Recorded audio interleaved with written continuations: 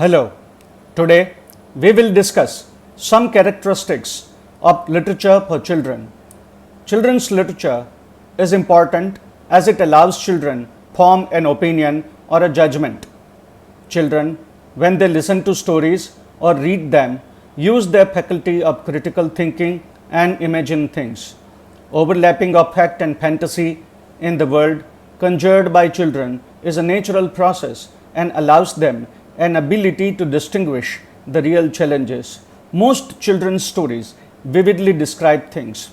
This helps children develop sense perceptions also. Children tend to perceive the world in black and white, so it becomes important to present characters as types or in simplified forms. In presenting characters with negative shades, care must be taken that they don't look amiable, as children's ability to emulate adults is very strong. Most children's stories present morals of life lessons explicitly, as stories are the tools to teach a child the process of social and civic codes. The child protagonists in all these stories encounter crises when they have to make decisions and act. Such moments help children to understand that they require to differentiate between the good and the bad, the right and the wrong, and act appropriately.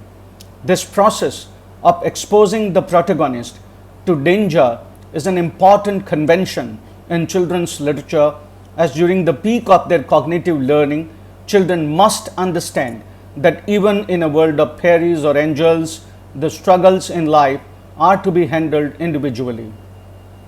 The helping hands are always there, but they don't solve the problems automatically for children.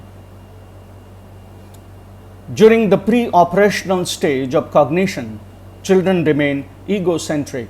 They generally remain focused only on their own needs. As they grow up and start reading stories, they slowly understand that others also have their feelings and needs. This develops social understanding among them.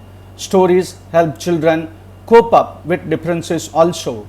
Before they actually hit adolescence and decide on their friend circle, stories help them make decisions on true friendships also.